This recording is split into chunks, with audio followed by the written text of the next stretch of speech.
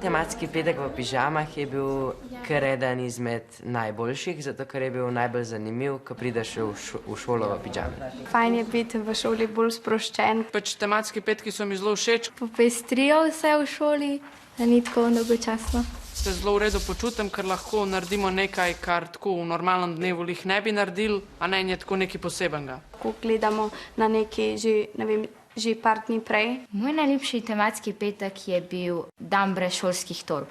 Zaradi tega, ker smo lahko prinesli karkoli, lahko smo prinesli ali vreče ali kovčke. Mi smo na začetku leta zbirali predloge, pol se pa učitelji zmenijo, kje bojo uporabili, kje tematske petke, pa mogoče kakšnega tudi ponovijo. Vse učitelji se včasih tudi ful zabavno naredijo.